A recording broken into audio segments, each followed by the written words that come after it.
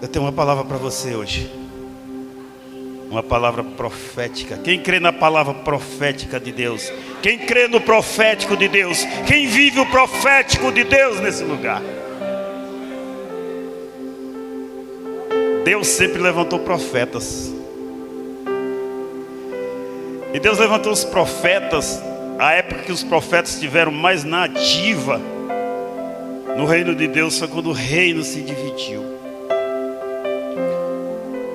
Porque onde existe um reino dividido, uma casa dividida, existe confusão, conturbação. E aí o profeta vem com a palavra de direcionamento, com a palavra de conserto, com a palavra de encorajamento. Eu quero falar de um profeta hoje. Esse profeta, ele sempre me inculcou, porque ele é um profeta diferenciado. E o profeta, ele traz uma palavra de alinhamento na igreja. É aquele que denuncia a injustiça. Ele fala do que desagrada o reino de Deus. E ele vem com uma palavra de conserto. Ele traz uma palavra do presente, ele traz uma palavra do futuro, né? E ele denuncia. O profeta, ele denuncia o que está errado dentro da igreja. E ele tem a ousadia, a autoridade, e o chamado dele é para entrar com uma palavra de conserto, de endireitamento. E Deus levantou profetas no reino dividido dele. Ali foi uma época onde os profetas atuaram mais, porque o reino de Deus se dividiu. O povo de Deus se dividiu. Uns foram para o norte e outros ficaram no sul. Lá no norte, eles foram para Israel, que tinha como capital Samaria. E cá no sul eles ficaram em Judá, que tinha como capital Jerusalém. E ali os profetas atuaram, porque no reino dividido a idolatria cresceu, a heresia, a apostasia, a idolatria cresceu. E Deus levantou os profetas. E os profetas clamavam, falavam, mas o povo não ouvia. E quando Deus levantou aqueles profetas ali em Jerusalém e em Judá, eles vinham com palavra de conhecimento, palavra de direito para consertar as veredas de Deus. E existiam profetas orais. Ora, os profetas, dois profetas famosos orais. Existem profetas escritos, no livro da Bíblia, profetas escritos, que tem escritos de profetas, e existem profetas orais. Ora, Elias e Eliseu foram profetas orais. Às vezes nós nos perguntamos, por que não tem um livro de Elias na Bíblia? Por que não tem um livro de Eliseu na Bíblia, né? Foram profetas orais. Mas Deus levantou profetas escritos. Deus levantou pequenos e grandes profetas. Pequenos pelo que ele profetizava, porque um era mais importante do que o outro. Não, pequeno pelos livros que eles escreveram. Uns escreveram grandes livros, chamaram grandes profetas, e outros pequenos livros, chamaram pequenos profetas. Não embasado no conhecimento deles, mas em cima da escrita do que eles escreveram.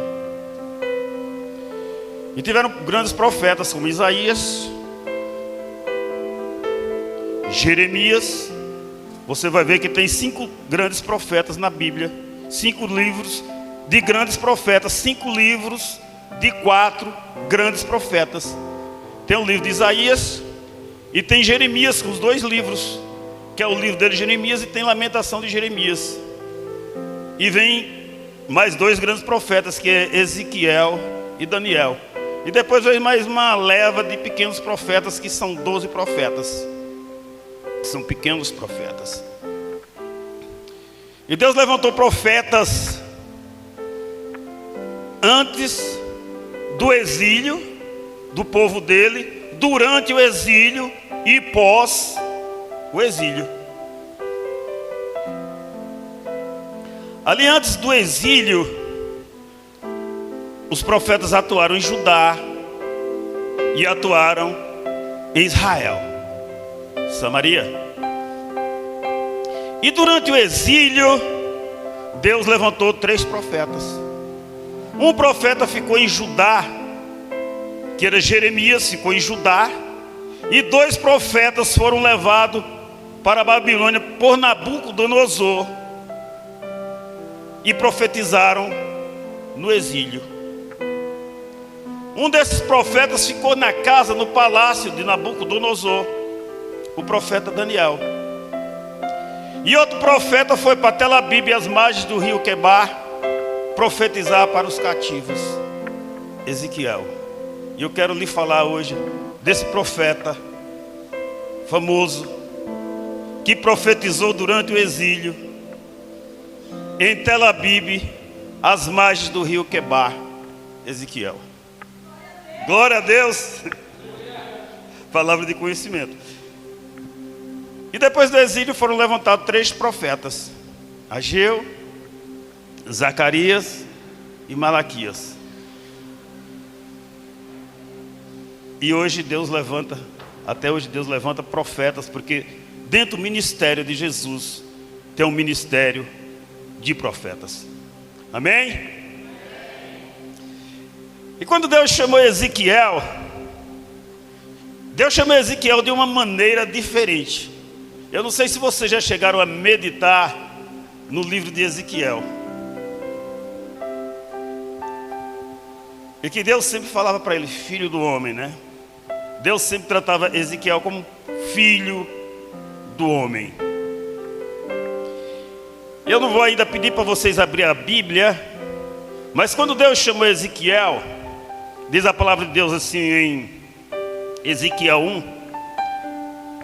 Pode abrir Ezequiel 1 para mim? Em Ezequiel 1, era o 5º dia do 4º mês do 30º ano, e eu estava entre os exilados. Quem está dizendo que estava entre os exilados? Ezequiel. Junto ao rio Quebar, abriram-se os céus e eu tive visões de Deus. O que se abriu? E ele teve visão de quem? De Deus. E foi no 5º ano do exílio que o rei Joaquim, no 5º dia do 4º mês, a palavra do Senhor veio ao sacerdote Ezequiel. A quem veio Ezequiel? Veio a palavra de quem é Ezequiel? Veio a palavra do Senhor a Ezequiel, filho de Buzi, junto ao rio Quebar, na terra dos caldeus. E ali quem estava sobre Ezequiel? E ali a mão do Senhor estava sobre ele. Glória a Deus. Vocês veem que aqui vai mencionar que ele estava no 5º ano, que ele chegou no 5º ano do rei Joaquim.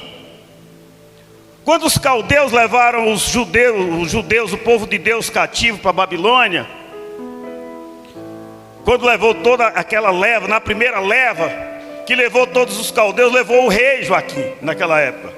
E nós vamos ver que Ezequiel, o nome de Ezequiel vai dizer que Ezequiel começou, Deus chamou Ezequiel no 5º ano do rei Joaquim. Isso quer dizer que Ezequiel era jovem quando foi levado para a Babilônia, porque o ministério de um profeta só começa aos 30 anos. Então quando Ezequiel foi levado para a Babilônia, automaticamente, conhecedor da palavra de Deus, nos revela que Ezequiel tinha 25 anos. E aos 30 anos, depois do 5º ano em que ele estava no exílio, ele começou a exercer o chamado dele ali na terra. Nós sabemos também que Jesus começou o ministério dele aos 30 anos. Porque para exercer uma função lá em Israel, a maior idade para exercer, para ter autoridade, para falar, era aos 30 anos. Amém? E eu quero que os irmãos abram comigo agora em Ezequiel 37. Mas essa palavra tem medo. Incrível que eu sempre digo, eu e a minha esposa, eu não comento o que eu vou pregar, ela não fala para mim o que vai pregar, né? E ontem, quando ela abriu ontem o seminário dela, ela abriu com o louvor de Vale dos Ossos Secos. Falando sobre o Vale dos Ossos Secos. Que essa ministração que nós vamos falar hoje. É porque nós estamos sempre em concordância, né, meu amor? Meu irmão. Eu quero dar um conselho para os irmãos. Que muitas vezes dentro da igreja, às vezes nós não sabemos o nosso chamado. Porque às vezes nós profetizamos alguma coisa e dá certo, aí nós pensamos que somos profetas. A profecia vem para cada um de nós. Uma jumenta profetizou para Balaão, não foi? Mas o chamado de profeta é um dom divino. Não quer dizer que eu não possa profetizar e que você também não possa profetizar. E não é sempre o que está na nossa cabeça que nós devemos estar falando, profetizando. Às vezes nós queremos profetizar, queremos falar o que o irmão quer ouvir, porque nós sabemos as necessidades do irmão.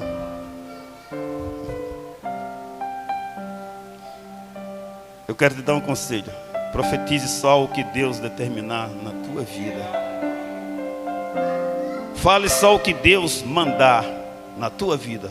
Profetize segundo a palavra de Deus.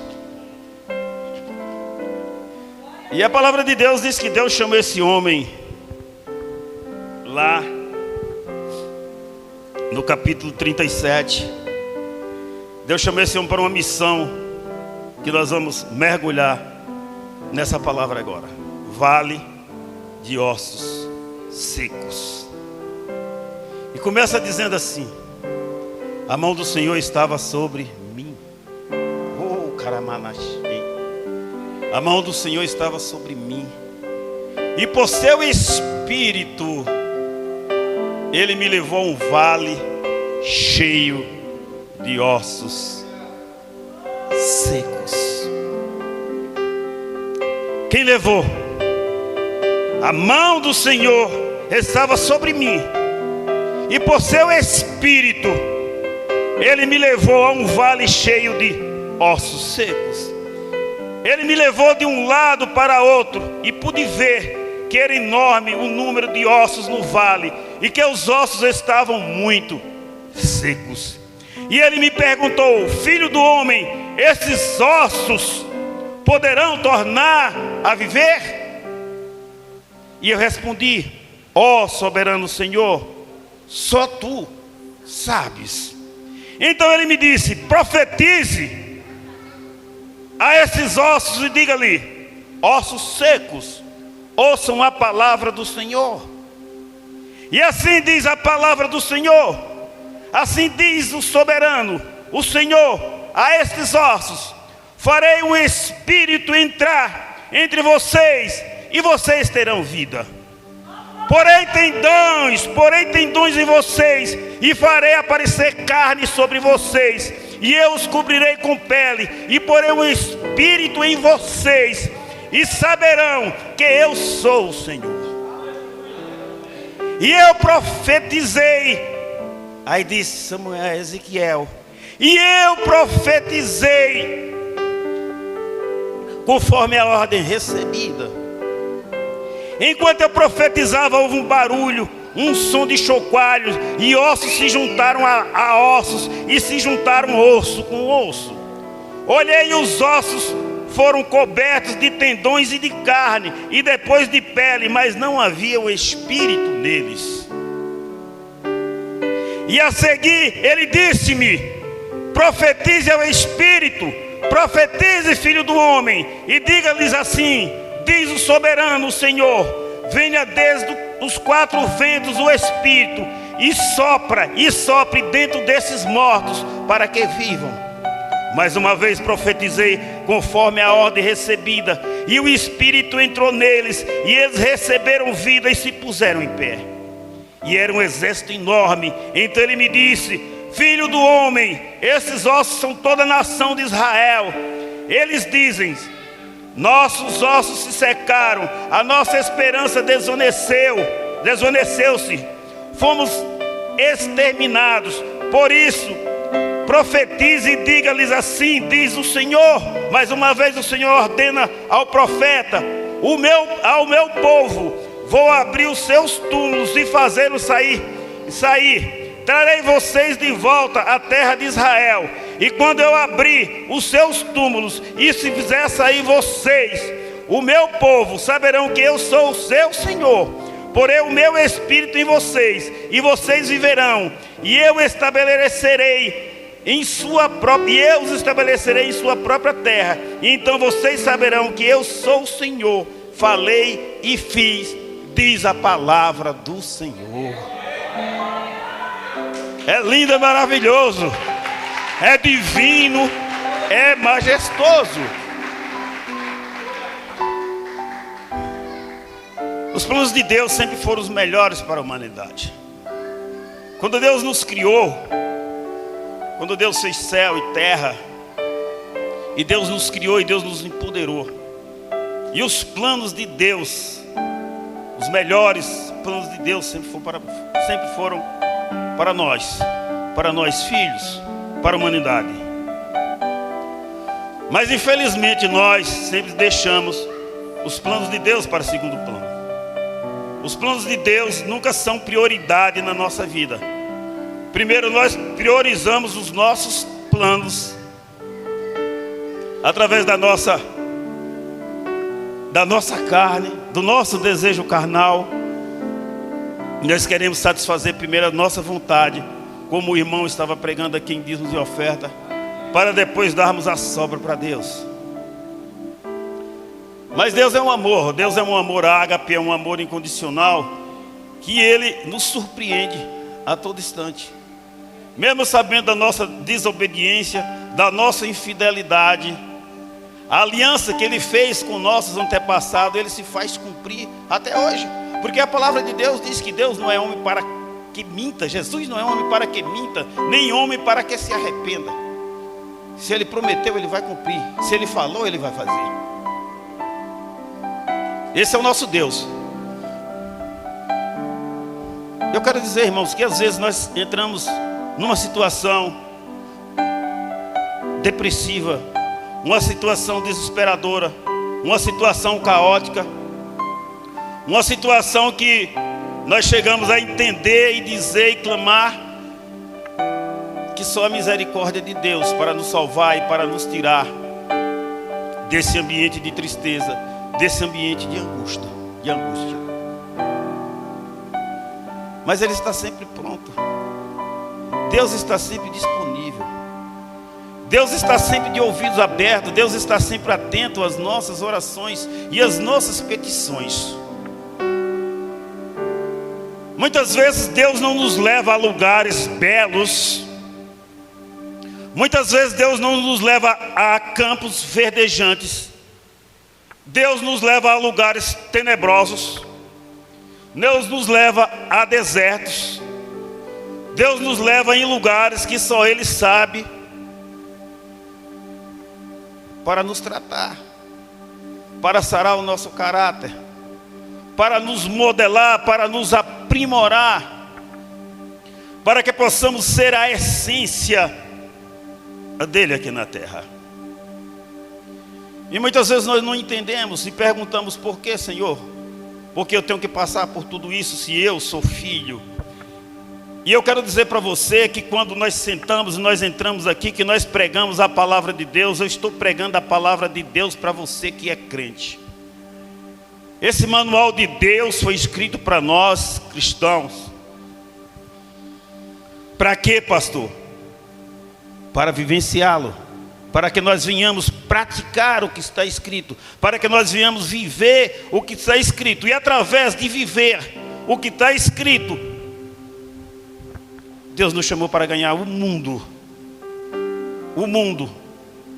porque o mundo é do maligno, o mundo é do pervertido, e quando Deus nos escolheu, quando Deus nos comissionou, não foi aleatoriamente, não foi por acaso.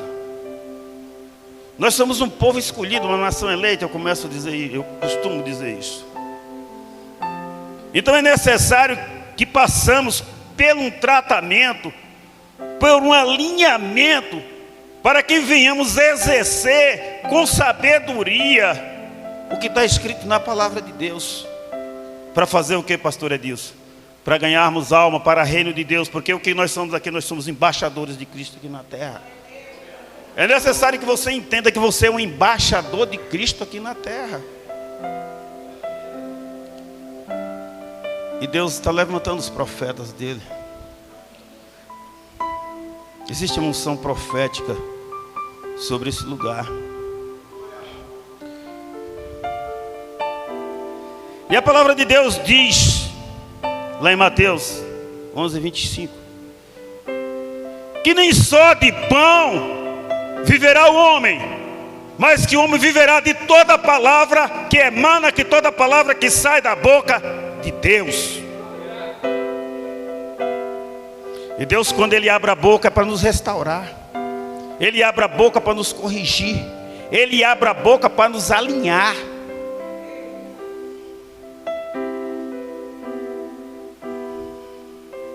Deus tem um chamado na minha, Deus tem um chamado na sua vida. É como a pastora costuma dizer, não é você que vai crescer no chamado, mas o chamado é que cresce em você. Como é que esse chamado vai crescer em mim e em você, pastor Edilson? Quando nós estamos disponíveis, quando nós esvaziamos de nós mesmos, do nosso orgulho, do nosso império que nós construímos dentro de nós, que nós nos abrimos, nos humilhamos,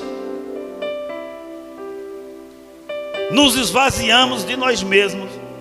Aí Deus vem e nos enche. Aí o chamado dele começa a fluir em nós.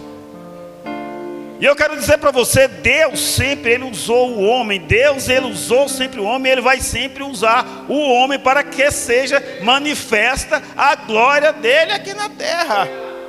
Quem Deus iria usar para manifestar a glória dele? Quando Jesus multiplicou os pães e o peixe, Ele orou, Ele profetizou, mas Ele usou os discípulos para fazer com que se cumprisse a vontade dEle. E os discípulos distribuíram. E dessa mesma forma, Deus chama Ezequiel. E Deus vai continuar chamando. Deus vai chamar a mim, Deus vai chamar você. E muitas vezes Deus vai te chamar de uma maneira tão diferente, de uma maneira tão antagônica, de uma maneira tão diferenciada, que você vai ficar sem entender. Senhor, só o Senhor para me pedir, para fazer algo tão incompreensível, algo tão que não chega ao alcance, que não chega ao nosso conhecimento, que não chega aos nossos olhos nus, a vermos em olhos nus, a não ser que venhamos discernir em espírito. E é quando Deus chama o profeta, e ele diz assim no versículo 1: a mão do Senhor estava sobre mim, e por seu espírito Ele me levou a um vale de ossos secos. E Ele me levou de um lado para outro, e pude ver que era enorme o número de ossos. E eram muitos ossos, e ossos secos. Aí Deus faz aquela pergunta, uma pergunta que aos nossos olhos, aos nossos ouvidos, não tem lógica, não tem cabimento. Ele vai e diz para mim: filho do homem, esses ossos poderão tornar a viver?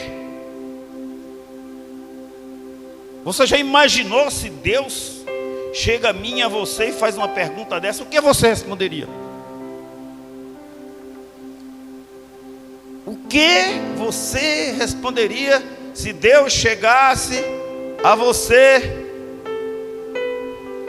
e perguntasse: esses ossos vão viver? Mas o profeta, cheio de Deus, do conhecimento de Deus, cheio de Deus, olha a saída dele: ó soberano, só tu sabes. Ele não disse: ah, eu não sei, isso é impossível. Porque aos nossos olhos isso é impossível. Mas ele disse: ó soberano, só tu sabes. Só tu sabes.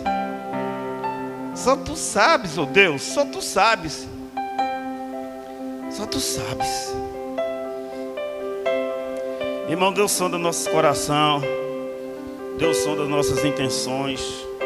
Deus mergulha no nosso mais íntimo, no nosso mais profundo. Deus nos vira pelo avesso. E muitas vezes Deus nos faz perguntas, nos encosta na parede. Sabe para quê? Para nós manifestar, para nós entender o que verdadeiramente Ele quer de nós, para que nós venhamos manifestar o poder e a glória dele aqui na terra.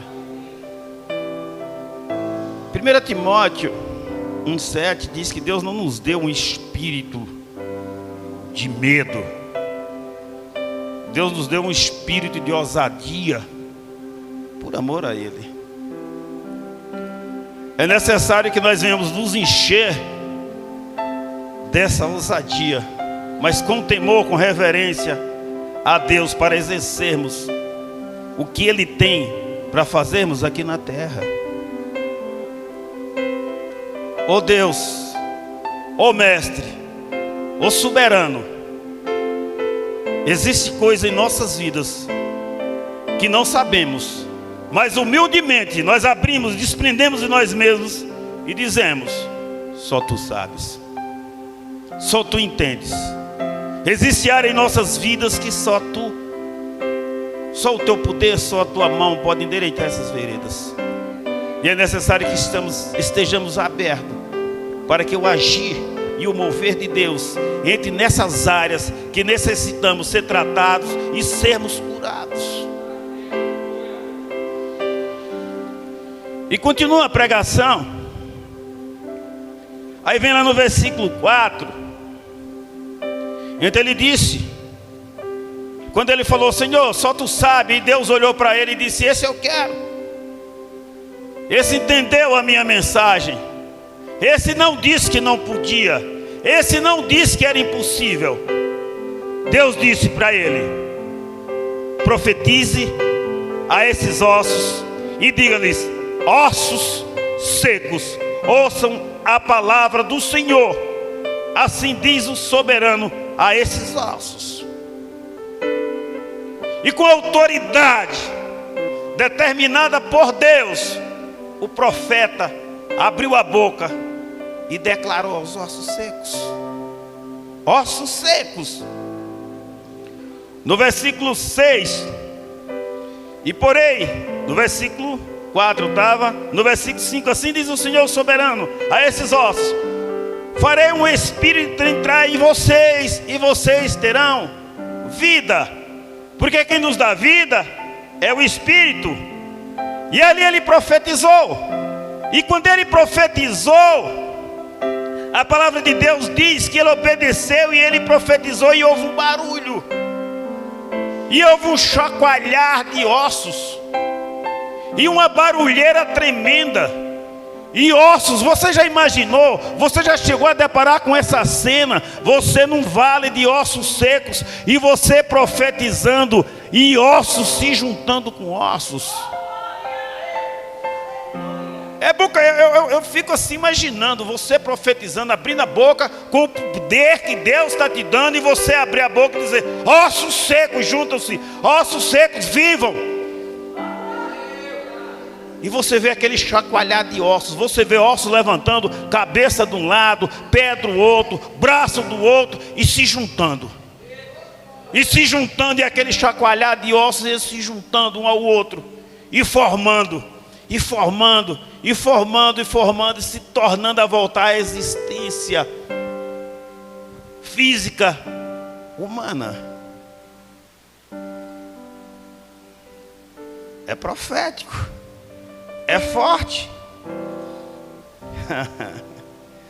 é forte, é muito forte.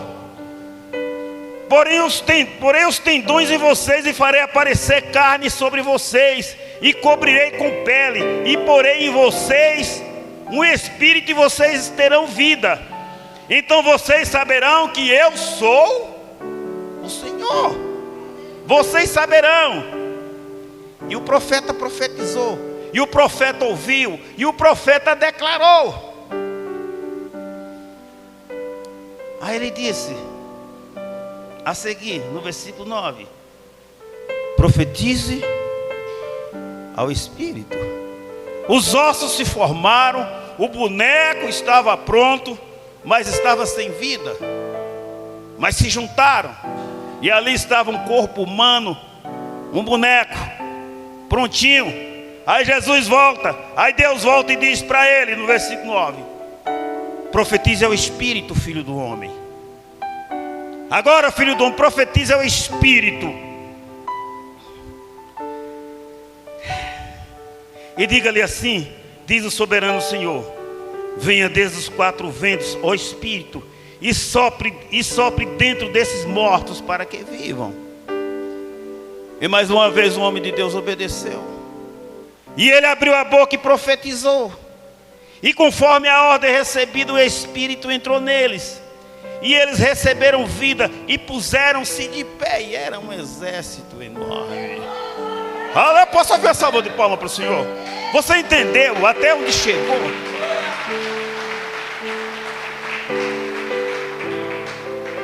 Aqueles bonecos ali deitados, já em forma humana, e Deus disse: agora profetize ao Espírito que virá como um vento. E o Espírito veio, e o Espírito entrou, e eles levantaram, e eles ficaram de pé, e eles se tornaram um grande exército humano. O amor de Deus por nós, meus irmãos, é incalculável. Se Deus mandar, obedeça. Se Deus falar, faça. Se Deus dizer, faça, Alessandro, faça. Se Deus ordenar, obedeça. Porque se você estiver dentro do centro da vontade de Deus, Deus vai operar o milagre através da sua vida. Nós somos um instrumento escolhido por Deus aqui na terra para manifestar a glória dele. Sempre eu digo, é necessário que você entenda o poder que você tem dentro do reino de Deus. É necessário que você entenda que Deus, Ele pôs sobre nós todo o poder. Porque Deus, quando Ele mandou o Filho dele para morrer por nós, como Alessandro falou, que nenhum de nós jamais mandaríamos, como o irmão falou, quando Ele mandou, porque Ele tinha um projeto de vida para nos fortalecer, para nos edificar e para manifestar a glória dele, porque jamais ninguém irá sacrificar um filho para que não tenha resposta dentro do reino dele. Não podíamos fazer e exercer a vontade de Deus na situação pecaminosa que vivíamos e que estávamos. Mas foi necessário, se fez, que Ele abrisse mão do Filho dele para se sacrificar por nós, para morrer por nós e para ressuscitar por nós, para nos empoderar, para nos libertar, para nos sarar, para nos curar e para manifestar a glória dele aqui na terra. Você tem dimensão do sacrifício que foi feito para você se sentir numa situação de privilegiada, numa situação cômoda, de ficar sentado na cadeira de uma igreja, sendo um crente que bate ponto, que só vai na igreja para receber, certo? E você não quer dar nada. Você acha que Deus te chamou para ficar sentado, para ser bonitinho? Quem vai implantar esse reino de Deus aqui na terra, quem vai ganhar o mundo para o reino de Deus aqui na terra, sou eu e você. E olha o que Deus fez pelo povo dele quando estava na escravidão. Olha o que Deus fez pelo povo dele quando estava no domínio de Nabucodonosor, na Babilônia. Era necessário Deus levar o povo dele para passar por aquilo? Não era. Se o povo tivesse no centro da vontade dele. Muitas vezes Deus faz comigo e faz com você até hoje. Deus nos joga numa situação, num vale de osso seco, para nos tratar, para nos sarar. Sabe por quê? Porque Ele nos ama. Eu sempre digo que quando Deus joga alguém no deserto é porque Deus ama. Porque se Deus não amasse, Deus te deixava ir à revelia, como diz o gaúcho. Deus te deixava de qualquer maneira aí, para que tu se perdesse. Mas Ele te ama. Ele vai e Ele te tira da situação cômoda que você está, e Ele te põe no vale, Ele te põe no deserto, Ele te põe num lugar onde só Ele pode te tratar, onde só Ele pode te sarar. Glória a Deus. O amor de Deus é grande. E o profeta, ele não duvidou da palavra de Deus. Ele estava no centro da vontade de Deus. Ele obedeceu, ele ouviu. E ele declarou. E ele profetizou. E a vontade de Deus se fez cumprir através da palavra dele.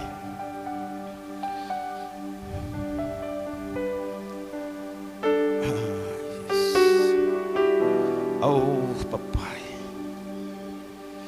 Oh, Deus amado, Deus querido, Deus poderoso, Deus de glória. E Deus continua chamando o Filho do Homem para profetizar. Eu quero que você entenda, nesses versículos você vai entender tudo o que Deus estava fazendo pelo povo dele, que estava no cativeiro. Aí no versículo 11 ele diz assim: Filho do homem, esses ossos são toda a nação de Israel. Filho do homem, esses ossos é todo o meu povo. É todo o meu povo que eu escolhi, o povo que eu disse que era meu. E eles dizem, esse povo meu, eles dizem: nossos corações se secaram e a nossa esperança desvaneceu, e fomos exterminados. Aí Deus diz: Filho do homem, diga a esse povo, profetiza a esse povo e diz a esse povo: assim diz o Senhor: ó meu povo, eu vou abrir os seus túmulos e fazê-los sair. Trarei vocês de volta à terra de Israel. E enquanto eu abrir os seus túmulos e fizer sair vocês, o meu povo, saberão que eu sou o seu Senhor, que eu sou o seu Deus. E eu porei o meu espírito em vocês, e vocês viverão. E eu os estabelecerei em sua própria terra.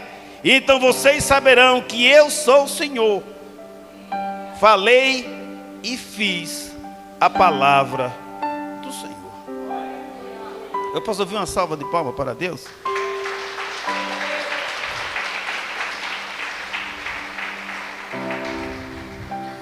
O poder de Deus restaura.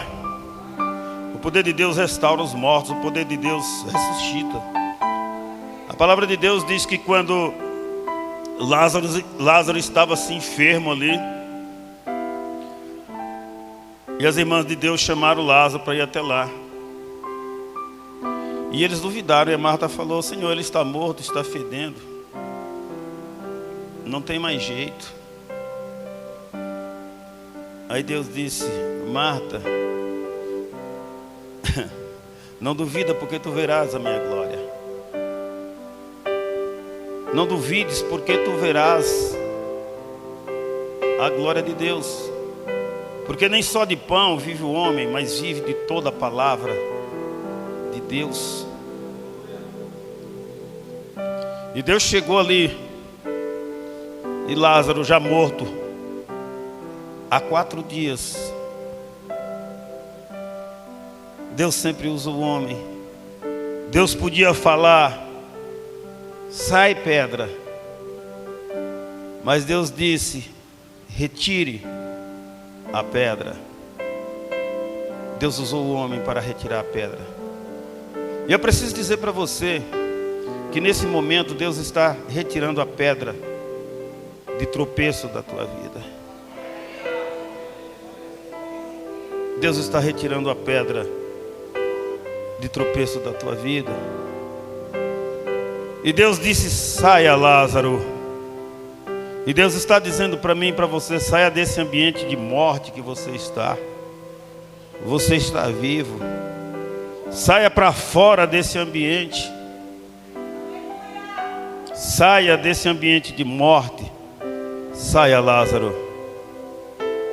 E Lázaro saiu. E quando Lázaro saiu, Lázaro estava cheio de faixas. Lázaro estava todo enrolado, todo enfaixado. E Deus disse: retire as faixas, retire a venda dos olhos. Deus está retirando a venda dos seus olhos. Retire o tampão dos ouvidos. Deus está tirando o tampão dos teus ouvidos para ouvir a palavra dele. Retira a mordaça. Deus está retirando a mordaça para você pregar e agradecer o que ele tem feito contigo. Retire os grilhões dos pés para ele caminhar e pregar o meu evangelho. Deus está te tirando desse cativeiro. Deus está te tirando dessa situação de morte. Deus está te trazendo para o centro da vontade dele. Deus está te dando vida, e vida em abundância, e vida em abundância em nome de Jesus, e vida em abundância em nome de Jesus, e vida em abundância em nome de Jesus. Ai, papai,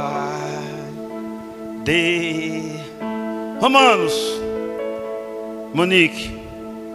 Romanos o que, Monique? Hein, Nick? Ela não está aqui.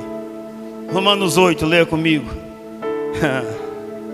Romanos 8, do 9, para nós encerrar. Para você ver o amor desse gentil mãe. Romanos 8,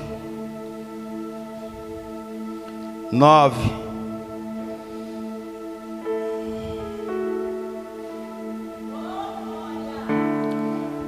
Assim diz o Senhor dos Exércitos. Romanos 8, 9. Cadê meu profeta João Paulo? Profeta Tevânio. Traz aí, meu profeta. Romanos 8, 9. Para nós mergulhar na palavra de Deus. Tá difícil? Tá doendo? Deus está entrando aí com sedativo, com curativo, com mertiolate para sarar a tua ferida. Sopra. Sopra que Deus está curando, Deus está sarando. Não encontrou? Não encontrou? Aí diz o Senhor dos Exércitos, Romanos 8, 9. Entretanto vocês não estão sob o domínio da carne, mas do Espírito. E se de fato o Espírito de Deus habita em vocês, e se alguém não tem o Espírito de Cristo, não pertence a Cristo. Mas Cristo está em vocês, e o corpo está morto por causa do pecado, mas o Espírito está vivo por causa da justiça de Deus. Você está vivo, o Espírito está vivo por causa da justiça de Deus. E se o Espírito daquele que ressuscitou Jesus dentre os mortos habita em vocês, aquele que ressuscitou Cristo dentre os mortos também dará vida a seus próprios corpos mortais por meio do seu Espírito que habita em vocês. Glória a Deus, aleluia, palma para o Senhor. Eu convido a igreja para ficar de pé.